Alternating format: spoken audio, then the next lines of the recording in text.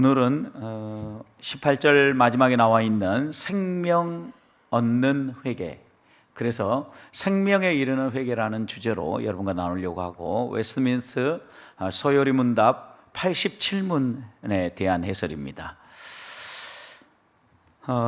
87문, 생명에 이르는 회개란 무엇입니까? 라고 이렇게 질문합니다. 같이 한번 읽습니다. 시작. 생명에 이르는 회개란 구원적 은혜로서 이로 말미암아 죄인이 자신의 죄에 대한 참된 지각과 그리스도 안에 있는 하나님의 자비에 대한 인식으로 그의 죄를 슬퍼하고 미워하며 새로운 순종에 대한 온전한 목적과 그것을 따르는 온전한 노력을 동반하며 죄에서 하나님께로 돌아서는 것입니다. 여러분, 생명에 이르는 회개는 뭐냐? 하나님이 구원의 은총을 베풀어 주시는 구원적 은혜라는 거죠.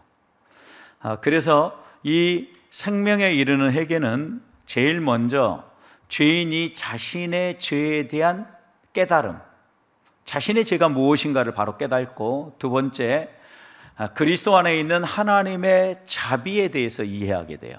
그러니까 내가 죄인이라는 걸 깨닫고 예수 그리스도가 우리에게 어떤 놀라운 은혜와 자비로 우리를 돌보시는가, 이걸 깨닫는 거죠.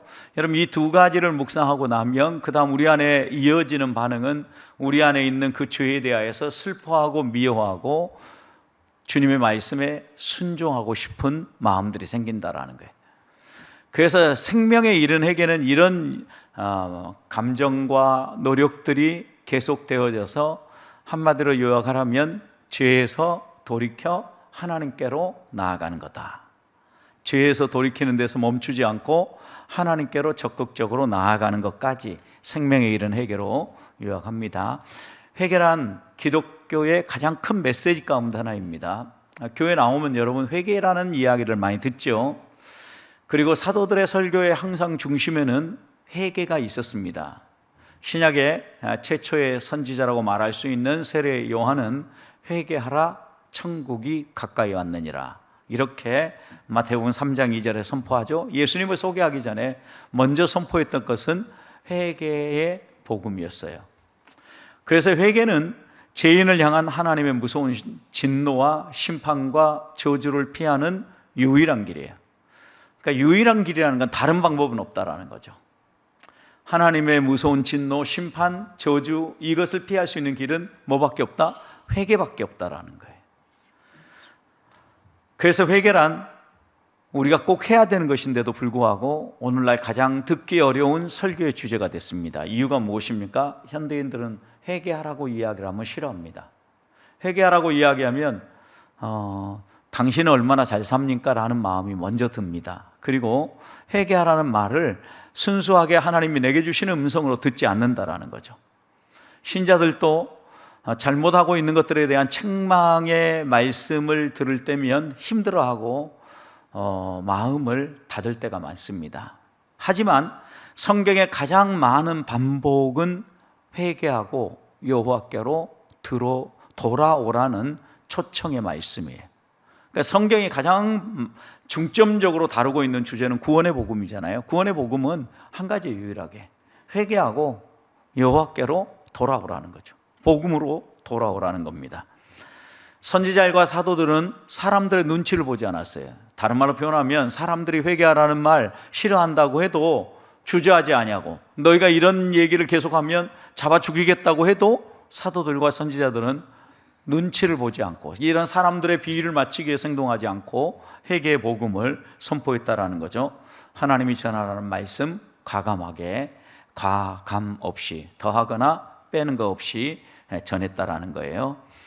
인종을 초월하여 임하는 하나님의 선물이 바로 이 회개인데, 생명에 이르는 회개는 온 세상의 민족을 초월하고 또 인종을 초월해서 주어지는 하나님의 선물이라는 겁니다. 사도행전 11장 17절 다시 한번 읽어봅니다. 시작. 그런즉 하나님이 우리가 주 예수 그리스도를 믿을 때에 주신 것과 같은 선물을 그들에게도 주셨으니 내가 누구기에 하나님을 능히 막겠느냐 하더라. 여러분, 하나님이 우리가 주 예수 그리스도를 믿을 때 주신 것 같은 선물, 우리가 라고 얘기할 때 여기 우리는 누굽니까? 사도들을 얘기하는 겁니다. 베드로를 비롯한 주의 제자들이 그리스도를 믿을 때 하나님께서 구원의 은총, 성령을 선물로 주시는 이런 것들을 받았는데, 그들에게도, 여기에 그들은 누구예요? 사도들의 복음을 듣고 믿는 사람들, 그들에게도 똑같이 하나님이 이 은혜를 주셨다라는 거죠. 그러니까 하나님이 이렇게 유대인뿐만 아니라 이방인에게도 생명에 이르는 회개를 허락해 줬는데, 어떻게 우리가 그 일을 막을 수 있냐라는 거죠. 유대인들은 그 당시에 구원은 유대인들의 것이라고 생각하던 시대였으니까요.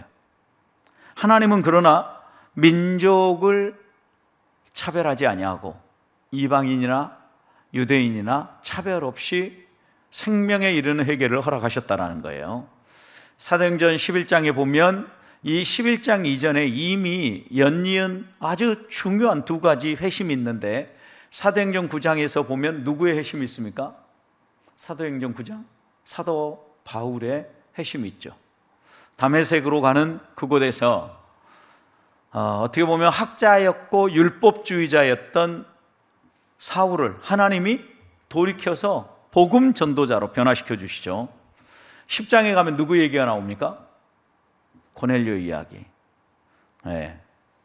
성경 열심히 읽었는데 이제 지금 묵상 시대로 들어가지 마시고 여러분의 머리를 막 돌려가지고 읽었던 말씀들이 사도행전 1장 하면 1장부터 1장에 예수 그리스도가 떠나기 전에 제자들에게 나 간다, 떠나간 그대로 보고 온다, 이렇게 하는 이야기부터 시작해서 2장 성령 세례, 이렇게 해가지고 여러분 사도행전 말씀 열심히 읽으면 머릿속에 스펙트럼처럼 지나가야 돼요. 9장에 10장, 이 9장 10장 이 부분이 매우 중요한 터닝 포인트예요. 왜냐하니까 사도행전에서는 9장의 바울의 회심에 이어서 10장에 이방인 고넬료, 백부장 고넬료가 회심하는 사건이 나오죠. 베드로를 변화시키죠. 어떻게 해요? 보자기가 하늘에서 내려오는데 온갖 그 섞인 이스라엘 백성들은, 유대인들은 부정하다고 생각한 동물들이 그 안에 하나 있잖아요. 잡아먹으라고 이야기하죠. 이러면서 고넬료 가정에 성령이 임하고 회심을 하는데, 여러분 이방인이었어요. 그는 또 군인이었어요. 그는 하나님을 경외하는 사람이라고 묘사해요. 그러니까 종교인이었던 거예요. 성령을 받고 거듭나기 전에는 교회를 왔다 갔다 해도 이 사람을 그리스도인 성도라고 이야기하는 것이 아니라 뭐예요? 종교인인 거예요. 종교인. 그러니까 여러분들이 이런 성경의 이야기들에 이어서 11장의 이야기가 나온다라는 거예요. 그러니까 생명에 이르는 회개가 모든 민족을 초월해서 임한다라는 걸 하나님은 보여주시기 위해서 이미 먼저 이방인의 회심까지를 보여주신 거죠. 그런 점에서 복음은 민족과 인종을 구분하지 않고 사울을 회심시킨 것처럼 고넬료에게도 생명을 얻는 회개의 회심을 허락해 주셨다라는 거예요. 그래서 회개의 복음은 뭐냐? 자, 이쯤 한번 읽어봅시다. 시작. 복음은 모든 믿는 자들에게 구원을 주시는 하나님의 능력이다. 자, 이제 여러분들이 졸고 있으면 저도 그냥 같이 졸아볼까라는 이런 유혹이 생겨요, 저한테. 그러니까 이런 유혹이 올 때 우리가 깨는 방법은 뭐냐?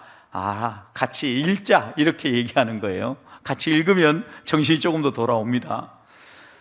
회개의 복음은 성경은 한결같이 인종을 초월해요. 신분을 초월해요. 그 다음에 모든 편견을 초월해요. 결국 회개의 복음이 감당하지 못할 죄인은 있다 없다? 어떤 죄인도 회개에 이르도록 이 생명에 이르는 회개는 효력을 발휘한다. 그래서 하나님께서 우리에게 베푸시는 이 은혜는요, 저항하려고 해도 저항할 수가 없어요. 그래서 저항할 수 없는 은혜라고 이야기를 하는 거예요. 우리에게 생명을 이루게 하는데, 베드로의 설교를 보십시오. 설교를 들은 유대인들의 반응이 무엇입니까?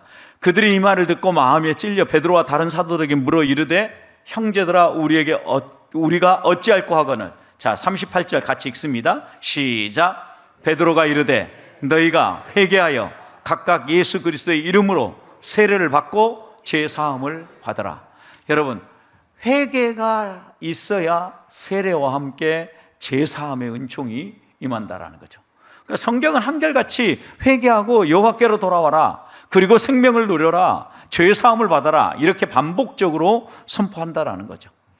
근데 이 일이 어디에서 시작합니까? 복음을 들어야 되는 거죠.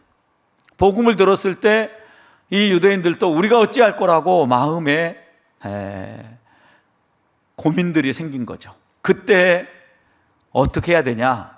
야, 너희가 깨달아. 듣고 복음을 들었으면 너희가 얼마나 큰 죄인인지 알았으니까 이제는 회개하고 세례를 받고 제사함을 받으라고 선포한 거예요. 자, 그러면 마지막 어떤 일이 벌어져요? 성령을 선물로 받게 된다라는 거예요. 성령을 선물로 받는 수단이 뭐냐? 회개하고 믿는 거예요. 회개한 믿음은 성령을 선물로 받으니까 그러면 여러분 회개하셨습니까? 회개 수시로 하잖아요. 회개도 했고.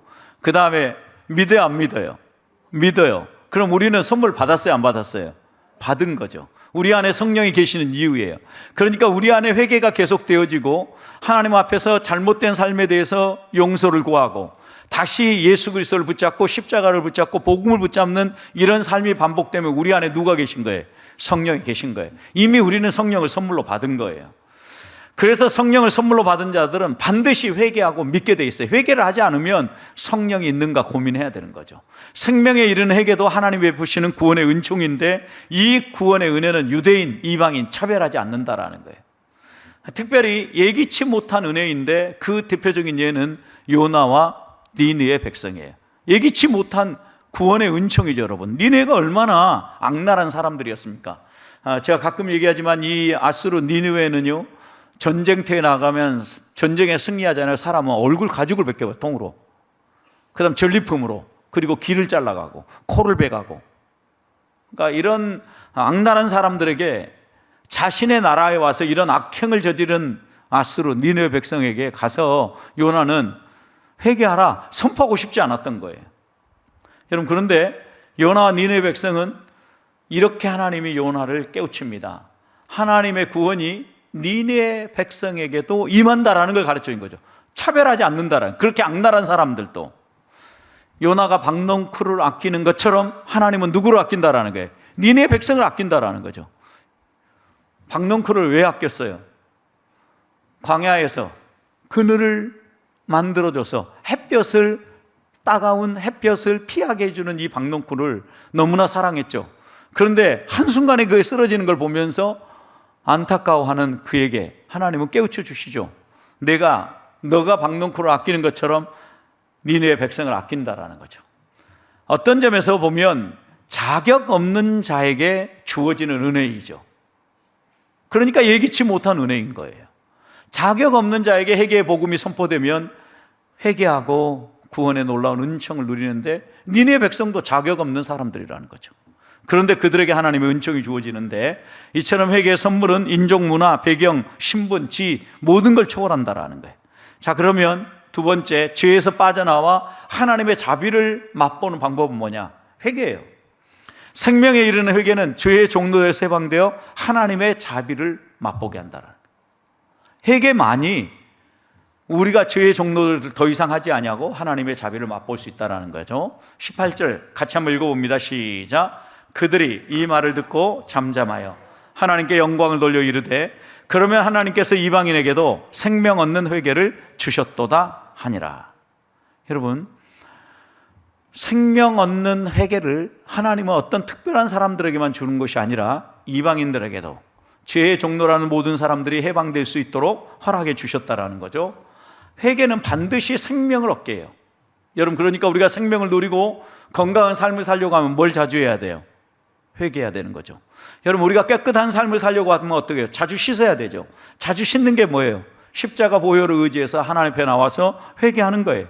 그래서 회개하는 자는 생명에 이르게 되고 하나님 나라가 그 안에 시작되는 거죠. 내 안에 기쁨이 없어요. 하나님 나라에 그 소망이 없어요. 그럼 어떻게 해야 됩니까? 자주 회개해야 돼요. 나를 씻어내야 돼요. 그래야 하나님 나라가 시작되어지고 내 안에 거룩한 것들이 차곡차곡 쌓이면서 하나님을 경험하게 만들어주는 거예요. 그래서 의인이 되는 길은 죄를 용서받고 의를 공급받아야 돼요. 여러분, 그래야 우리가 의인이 돼요. 우리는 죄인인데 죄를 용서받으려고 하면 십자가 앞으로 나아가서 회개해야 되고 의를 공급받기 위해서는 주님을 붙잡고 믿어야 돼요. 믿는 자에게 하나님이 주시는 의가 임하기 때문이에요. 그래서 이를 위해서 반드시 믿음이 필요하는데 이 믿음은 어떤 믿음이냐? 죄를 회개하는 믿음이고 예수 그리스도를 개인의 구주로 영접하는 믿음이에요. 그러니까 죄를 회개하는 믿음과 함께 영접하는 믿음, 이 두 가지. 왜요? 죄를 회개하는 믿음은 뭐예요? 내가 주 앞에 나아가서 아뢰면 요한일서 1장 9절 눈처럼 깨끗하게, 그 다음 아무것도 없이 맑게 하나님께서 씻어주신다라는 이 믿음. 그러니까 가서 죄를 회개하는 거죠. 뭐 내가 넋두리 하고 왔다 하면 누가 죄를 회개하겠어요?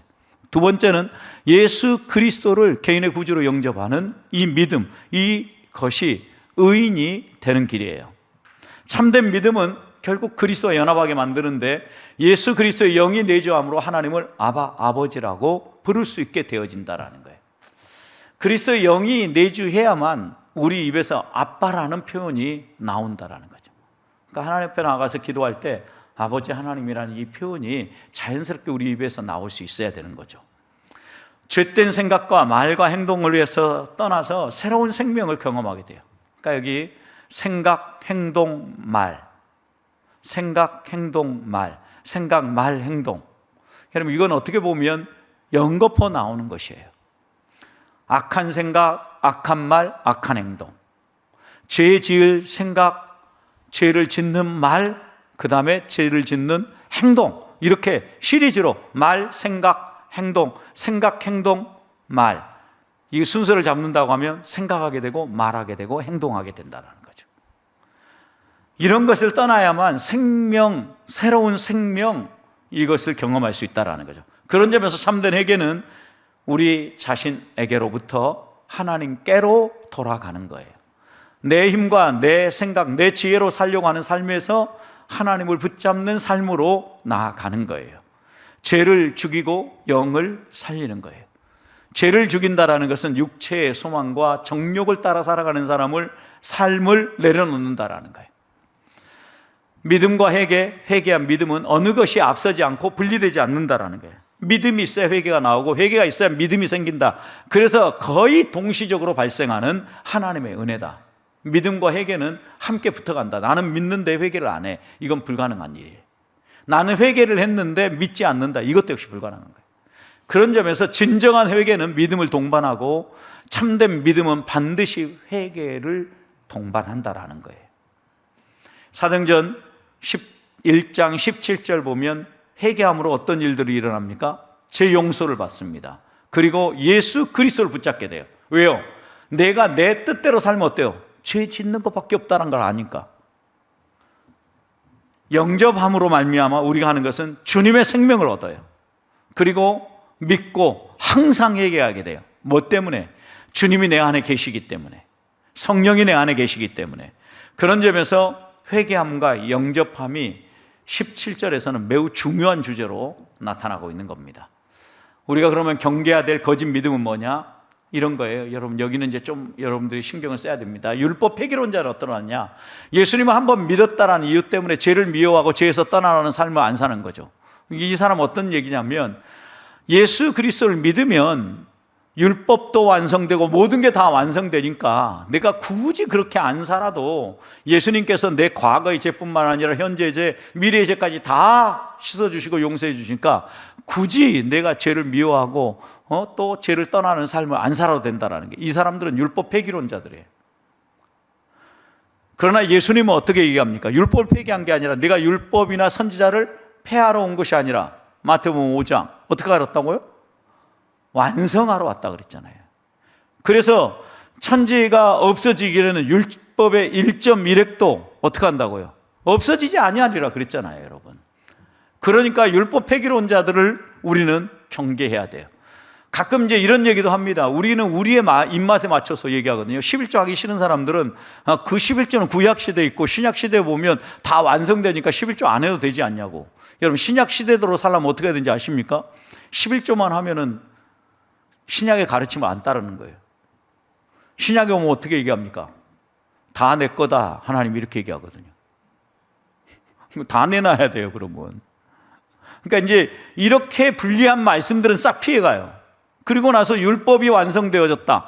그리고 율법은 이제 더 이상 힘을 못 발휘한다. 율법 폐기론을 주장하는 사람들이 얼마나 많은지 몰라요. 여러분, 그러나 10의 1을 드리는 것은 뭐냐? 우리가 가진 나머지 10의 9가 하나님의 것이라는 증거로 드리는 거예요. 그러니까 전부가 다 하나님의 것인 거죠. 그러니까 이런 관점에서 우리가 율법 폐기론자들을 경계해야 돼요. 또 하나는 율법주의적 도덕주의도 경계해야 되거든요. 이래서 이 사람들 어떻게 얘기하냐면 죄를 죽이고 회개하고 돌이키는 과정을 반복함으로 우리의 노력과 우리의 열심으로 구원 얻을 수 있다고 하는 사람이에요. 그러니까 우리가 부단히 회개하고 우리를 깨끗이 씻어내야만 우리의 노력으로 성화적 진보를 이뤄낼 수 있다고. 여러분, 그런데 회개하고 또 회개하고 나면 두 번 다시 그 죄 안 지어야 되잖아요. 이게 진보잖아요. 그런데 여러분, 회개하고 나서 죄 지어야 안 지어요? 똑같은 죄 지어야 안 지어요? 뭐 안 지은 사람 있으면 제가 오늘 밥을 하루 종일 사드리겠습니다. 왜냐하면 저도 반복해서 죄를 짓거든요. 회개하고 이렇게 안 해야지 그러면서도 어느 순간에 나도 모르는 사이에 또 넘어지고 난 다음에 용서를 구하거든요. 그러니까 율법주의적 도덕주의는요, 성화라는 이름을 빌려가지고 계속해서 구원받은 사람은 이렇게 살아야 된다라고 얘기하면서 율법의 족쇄를 채우는 거죠. 여러분, 이것이 율법 도덕주의예요. 그러니까 이런 것들은 제가 오늘 또 여러분들에게 얘기한 것이 세속현자의 말을 조심하라고 했죠. 이 세속현자는 워들리 와이즈맨이에요. 그러니까 세상적인 지혜로운 사람, 세상의 지혜들을 많이 가지고 있는 사람이에요. 처세술도 밟고 모든 지식들이 많은 사람이에요. 여러분, 이런 사람들이 얘기하는 것은요, 상당히 일리 있고 맞는 말이 많아요. 그러나 여러 가지가 맞아도 한두 가지가 틀리면 문제가 있다는 거예요. 그런데 항상 사탄은 유혹할 때 어떻게 하느냐, 옳은 듯한 말을 비진리에 섞어가지고 우리에게 가르치거든요. 그러니까 넘어지는 거예요. 우리는 이런 것들을 유사 복음, 유사 회개, 유사 구원이라고 이야기하는 거예요. 비슷해요. 거의 똑같은 것 같아요. 근데 거짓이라는 거예요. 이게 세속 현자의 말이에요. 제가 이제 그 철로 역정을 읽으면 읽을수록, 존 버녀는 평신도였거든요. 평신도였는데, 어떻게 이런 글을 쓸 수 있을까? 이런 생각이 들어요. 그러면서 제가 이걸 준비하면서 어떤 생각이 든지 아십니까? 하나님, 우리 교회 성도들 가운데 이런 평신도가 있게 해주십시오, 기도가. 그 다음 생각해 보니까, 하나님, 그러면 우리 교회 성도들도 감옥에 가서 한 12년 있어야 됩니까? 이런 생각이 드는 거예요, 그 다음. 왜? 철로 역정이라는 책이 감옥에서 12년 갇혀 있는 동안 그 고난 속에서 그가 하나님 앞에서 삶을 점검하고 돌아보면서 신자의 길, 순례의 길에 대해서 묵상하고 쓴 책이거든요, 그 책이. 철로 역정만 여러분 1편만 있는 걸로 아는데 속편이 또 있습니다. 우선 이제 지금 1편 여러분들하고 다루고 있으니까 이 1편은 꾸준히 한번 읽어보시면, 이렇게 글을 쓸 수 있다라니, 이런 생각이 저절로 들어요. 여러분, 우리가 하나님 앞에서 바른 복음의 진리를 가지고 살아야 된다는 의미가 무엇인가를 잘 생각해요. 세상은 항상 세상의 방식으로 우리를 심판해요. 그러니까 번연이 감옥에 갇혀 있었던 가장 중요한 이유도요, 설교했다는 것이잖아요. 설교했다라는 것은 그 당시에 영국 국교의 성공회 외에는 다른 방식으로 예배하는 모든 예배는 다 폐지시켰어요. 성공의 예식을 따르지 않는 예배자들은 다. 그 다음, 성공회 안에, 예식 안에, 성공회는 안수받은 목사들만 설교할 수 있었어요. 그런데 회중교회는 그 당시에 안수받지 않은 사람들도 은혜를 던지면 설교하거든요. 예를 들어 신학을 하지 않았던 노이드 존스 목사님 같은 경우 설교자로서 탁월한 우리 개혁주의 설교자로 인정받는 사람이거든요. 근데 영국 국교에서는 이 번영 같은 경우는 목사 안수도 받지 않았는데 설교만 하면 어때요? 사람들이 떼거지로 몰려오는 거예요. 영국 국교에는 파리가 날리는데, 그러니까 어때요? 철퇴를 가한 거죠. 성공의 방식으로 예배하지 않으면 전부 다 감옥에 가두고 또 핍박을 한 겁니다. 그리고 번연을 풀어주는 한 가지 조건이 있었다고 합니다. 설교만 하지 않는다고 하면 너 풀어줄게 그랬는데 12년 동안 나는 설교하고 싶다 라고 얘기하고, 그동안 이 철로 역정을 쓰고 감옥에서 12년 만에 풀려난 다음에 계속해서 설교하면서 마지막 생을 마무리했다고 합니다. 이런 과정들을 하나하나 보면 우리가 이제 생각해야 될 것은 무엇을 사모하고 무엇을 사랑해야 될 것인가, 성경에 그리고 또 믿음의 선배들의 삶을 보면서 우리는 배워야 돼요. 참된 믿음과 회개는 연약하고 무능한 나의 믿음과 회개를 가지고는 아무것도 할 수 없다는 걸 인정하는 거예요. 나의 믿음, 나의 회개는 아무것도 할 수 없다는, 하나님이 주시는 은혜가 필요하고 하나님이 주시는 그 은혜로 믿음이 살아나고 그 은혜에 힘입어서 회개하는 거예요. 그래서 믿음조차도 하나님의 선물이에요, 여러분. 내가 믿고 내가 결정하는 것 같지만, 그러니까 믿어지는 것은요, 은혜예요, 은혜. 왜? 하나님이 믿게 해 주신 거예요. 여러분, 복음을 전해봐요. 사람들이 다 믿나요? 안 믿어요. 그런 걸 보면 이건 분명한 하나님의 선물이에요. 예수님을 믿는 믿음을 주시는 생명력으로 끊임없이 하나님의 말씀을 지키며 살도록 하나님이 우리의 마음속에 오셔서 일하시는 거예요. 그래서 참된 믿음과 회개는요, 그리스도의 생명을 맛보게 만들어요. 그리고 하나님 나라를 꿈꾸게 만들어줘요. 죄에서 빠져나오는 것은 하나님의 전적인 자비의 덕택이에요. 그러니까 내가 노력하니까, 내가 열심히 해서 성화가 되어지고 죄를 짓지 않고, 이게 아니라 하나님의 은혜를 알고 하나님께 매달리면서 나의 삶을 드리면 드릴수록 하나님이 나를 다스리고 하나님이 나를 통치하면서 내 안에 하나님의 자비가 살아나는 거예요. 그러면서 죄와 끊어지고 거룩하고 구별된 성도의 삶이 살아나는 거예요. 내가 내 열심으로 이런 것들을 지켜내려고 할 때마다 내가 오히려 더 피폐해지는 겁니다. 그래서 성도가 해야 될 일은 한 가지예요. 하나님을 가까이 하는 거예요. 하나님을 가까이 하고 하나님 앞에 자꾸 나아가는 거죠. 생명에 이른 회개와 믿음을 경험하면 계속하여 죄에서 떠나게 돼 있어요. 왜?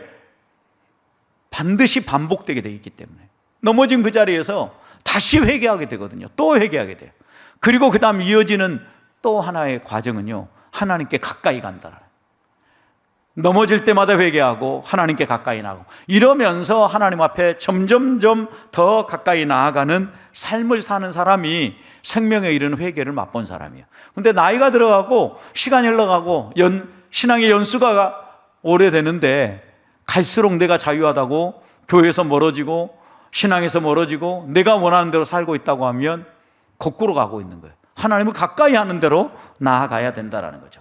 죄를 슬퍼하고 미워하며 하나님께로 돌이켜 순종하는 삶을 세 번째 살아야 되는데, 생명에 이르는 회개는요, 반드시 죄를 슬퍼한다는 거예요. 미워한다는 거예요. 그리고 그 마음을 하나님께로 돌이켜 말씀에 순종하게 만든다는 거예요. 그러니까 내가 회개를 맛보았다라고 하면서도 죄가 멋져 보이고 좋아 보이고 자꾸 죄 짓고 싶은 생각이 들면 생명에 이르는 회개를 경험하지 못한 사람이에요. 생명에 이르는 회개를 경험한 사람은요, 죄가 어떻게 보여야 되는 거예요? 멋있어 보이지만 미워하고 슬퍼하고 싫어하는 대상이 돼야 된다는 거예요. 18절 다시 한번 읽습니다. 시작. 그들이 이 말을 듣고 잠잠하여 하나님께 영광을 돌려 이르되, 그러면 하나님께서 이방인에게도 생명 얻는 회개를 주셨도다. 왜요? 이방인들도 돌이켜서 하나님께로 돌아오니까. 분명한 사실은 회개는 한 번으로 끝나지 아니하고 점진적으로 계속해서 열매를 맺는다라는 거예요. 그래서 회개의 진정성은 어디에 있느냐? 점진성에 있어요. 그러니까 갈수록 그 삶이 다듬어지고 주님 닮은 냄새가 나야 돼요. 그 다음에 또 하나는 계속성이에요. 계속해서 반복이 돼야 된다는 거예요. 나는 회개했는데 맨날 회개하려고 하니까 어때요? 나 그 회개 또 했는데 이게 아니라 회개를 반복하지만 계속하지만 점진적으로 나아가는 거죠. 어제보다는 좀 더 나아진 삶을 가지고 하나님 앞에 회개하고 나아가는 거죠. 그게 뭐예요? 열매예요, 열매. 주님 닮은 열매. 행동이 나오려고 하면 생각, 말, 이게 변화된 사람인 거죠. 진정한 회개는 일시적 후회나 정서적 느낌이나 감정이 아닙니다. 슬퍼하는 것만은 회개라고 할 수 없습니다. 죄를 인식하고 죄인 것을 지성적으로 먼저 확인해야 합니다. 그리고 그 죄를 슬퍼하고 난 다음에 미워하고 죄로부터 떠나는 행동으로 나타나야 합니다. 죄를 떠나 생명의 근원인 하나님께로 돌아가는 거예요. 여러분, 그러니까 단순한 감정, 느낌, 눈물 한번 흘리고 싹 잊어버렸다, 이건 회개가 아니라는 거죠. 회개는요, 죄가 무엇인가를 명확하게 인식하고 계속해서 지속적으로 슬퍼하는 거예요. 그리고 하나님께 용서를 구하고 어떻게 하는 거예요? 하나님께로 돌이키는 거예요.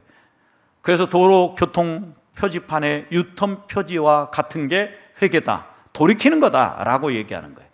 진정한 회개는 슬퍼하는 것만으로는 아니다. 점진적으로 지속적으로 이루어지는 훈련과 같기 때문에 우리는 참된 회개를 사모해야 된다. 가룟 유다는 후회에서 멈췄다. 생명에 이르는 회개가 아니라 생명을 파멸시키는 후회였다라는 거예요. 여러분, 후회와 회개는 달라요. 자기를 뉘우치는 거, 이건 회개가 아니라는 거죠. 회개는 돌이켜 하나님께로 돌아오는 거예요. 죄의 용서함을 받는 것에 그치지 않고 적극적으로 하나님 뜻에 순종하는 삶으로 나아간다라는 거죠. 자, 같이 읽습니다. 시작. 우리가 살아도 주를 위하여 살고 죽어도 주를 위하여 죽나니 그러므로 사나 죽으나 우리가 누구의 것이다? 네. 살아도 주를 위해 살고 죽어도 주를 위해 산다. 신자는 유혹에 넘어졌을 때 반복적으로 회개하게 돼 있다라는 거예요. 그래서 진정한 회개인지 확인하는 질문, 자, 같이 읽습니다. 시작. 네, 여러분, 죄를 슬퍼하고 미워하고 계십니까? 대답이 안 나오면 이거 고민돼야 됩니다. 두 번째, 같이 읽습니다. 시작. 죄를 떠나 하나님을 향해 돌이키고 있는가? 내 삶의 방향이 어디로 향하고 있냐? 세 번째, 또 묻습니다. 시작. 네, 하나님을 향한 새로운 순종이 그 다음 이어져야 된다는 거죠. 자, 그 다음 네 번째, 네, 잘못을 끊고 하나님의 말씀에 순종하려고 하는 노력과 흔적이 있는가? 여러분, 그런데 이 네 번째가 제일 마지막에 와야 되는 이유 가운데 하나는 뭐냐면, 슬퍼하고 미워하고 하나님께로 돌이키고 새로운 순종으로 나아가면 반드시 내 잘못을 끊고 순종하려는 노력이 우리 안에 살아난다라는 거예요. 근데 우리는 이 네 번째를 첫 번째에다 두고 하나님을 닮아가려고 하는 거예요. 그러니까 자꾸 넘어지고 실패하는 거예요. 먼저 시작돼야 될 것은 내가 지은 죄가 어떤 죄인가를 인식하고 그 죄가 얼마나 나쁜 것인지를 우리가 느끼는 거예요. 이게 죄를 슬퍼하고 미워하는 행동이에요. 그래야 하나님께로 돌이킬 수 있고 순종이 나오고 우리의 노력과 열심이 나온다라는 거죠. 우리는 의인인 동시에 죄인인 사람들입니다. 세상에서 완벽한 의인은 존재하지 않습니다. 성도는 의인이면서 동시에 죄인인데 모든 의인은 회개할 필요가 없기 때문입니다. 누턴은 뭐라고 얘기했느냐? 다시는 똑같이 행동하지 않는 것이 참된 회개다 그랬어요. 다시는 똑같이 행동하지 않는 거죠. 똑같은 죄에 넘어지긴 하지만 다시는 두 번 다시 그 행동에 빠지지 않도록 하나님 앞에서 돌이키는 것, 하나님께로 방향 전환하는 것, 이것이 참된 회개다, 이렇게 얘기했다라는 거죠. 자, 요한일서 3장 6절 같이 읽습니다. 시작. 그 안에 거하는 자마다 범죄하지 아니하나니 범죄하는 자마다 그를 보지 못하였고 그를 알지도 못하였느니라. 여러분, 범죄를 계속하는 사람은 주를 보지도 못하고 주를 알지도 못하는 사람이에요. 주 안에 거하는 사람은 죄 짓는다 안 짓는다? 안 짓는다. 여러분, 이 말씀의 의미는 분명히 이해하셔야 됩니다. 자, 계시록 2장 4절 또 읽습니다. 시작. 그러나 너를 책망할 것이나니 너의 처음 사랑을 버렸느니라. 여러분, 여기서 교회를 향한 책망이죠. 처음 사랑, 이것을 버리면 안 된다라는 거죠. 그래서 이렇게 이야기를 합니다. 읽습니다. 시작. 그러므로 어디서 떨어졌는지를 생각하고 회개하여 처음 행위를 가지라. 그리하지 아니하고 회개하지 아니하면 내가 내게 가서 내 촛대를 그 자리에서 옮기리라. 여러분, 어디에서 떨어졌는지, 무슨 죄를 지었는지 생각하고 회개하라는 거예요. 그리고 난 다음에 해야 될 것은 처음 사랑, 처음 행위 회복해라는 거예요. 만약 이렇게 하지 않으면 촛대를 옮기리라, 교회를 옮기리라. 회개는 하나님의 뜻대로 하는 근심인데 사람의 걱정이나 사람의 눈치를 보는 근심이 아니라 하나님의 뜻과 원리를 두려워하는 근심이라는 거예요. 그러니까 우리는 사람 눈치 보면서 회개하는 사람이 아니에요. 하나님 앞에서 하나님의 뜻을 따라 회개하고 우리의 삶을 다듬어가는 사람들입니다. 한국 교회는 언제부턴가 이런 회개를 잃어버리고 있습니다. 우리에게 회복해야 될 것은 회개입니다. 우리 성도들은 잘 알고 계시는 것처럼 예배 시간마다 회개 기도의 시간을 두는 이유가 무엇입니까? 하나님 앞에 나아갈 때마다 하나님 앞에서 우리 자신을 살피자라는 거예요. 거룩한 모습으로 하나님 앞에 나아가자라는 거죠. 값싼 회개를 버리고 참된 회개를 회복하라는 것은 감정적으로만 뉘우치고 잊어버리고 또다시 하나님 죄 지었습니다, 용서해 주십시오 이렇게 하지 말고 진정으로 생명에 이르는 회개를 하라는 거죠. 생명에 이르는 회개는 죄를 인식하고 그 다음에 내 삶의 방향을 바꾸고 하나님의 말씀에 순종하는 삶으로 나아가야 된다는 거예요. 생명에 이르는 회개를 하라는 건데 그 생명에 이르는 회개는 하나님 말씀에 순종하여 사는 삶입니다. 자, 같이 읽습니다. 시작. 전환 또는 돌아감이라는 뜻의 단어에서 파생된 것이다. 그리고 헬라어 단어는 마음의 변화 혹은 의도의 변화를 뜻하는 단어에서 파생했다. 여러분, 회개라는 건 뭐냐? 전환, 돌아감이라는 거죠. 그러면 무엇이 전환되어지고 어디로 돌아가는 거냐? 마음의 변화, 의도의 변화가 이루어진다라는 거예요. 다 읽습니다. 시작. 회개라는 것 그 자체도 이 두 단어 어원과 아주 밀접하게 일치하고 그 의미는 곧 우리가 우리 자신에게서 벗어나서 하나님께로 돌아서는 것이요 또한 우리의 이전의 마음을 벗어버리고 새 마음을 입는 것이다. 우리 자신에게서 하나님께로 삶의 방향 전환을 하는 것이고 우리의 마음이 변화되어서 새 마음을 입는 거예요. 이게 거듭남이에요. 자, 그 다음 읽습니다. 시작. 그렇기 때문에 나의 판단으로는 회개를 다음과 같이 정의할 수 있다고 여겨진다. 깔병이 뭐라고 정했는가 읽어봅시다. 시작. 회개란 우리의 삶이 하나님께로 참되게 돌아가는 것, 이는 하나님께 대한 순전하고 진지한 두려움에서 생각난다. 것으로 우리의 육체와 옛 사람을 죽이는 일과 영을 살리는 일로 이루어져 있다. 여러분, 하나님께로 돌아가는데 우리 육체, 옛 사람 이것은 죽이고 영은 살리는 거죠. 영은 죽고 육은 죽고 영은 사는 거죠. 자꾸 영감을 죽이면 안 돼요. 성령으로 시작했다 육체로 마무리하면 안 되고 영으로 시작한 것은 영으로 마무리져야 된다는 거. 그래서 회개라는 것은 우리의 삶이 하나님께로 참되게 돌아가는 것이다. 자, 이런 회개의 삶 살아야 되겠죠. 한 주간 동안도 생명에 이르는 참된 회개로 승리하는 우리 보배의 성도들이 되시기를 소망합니다.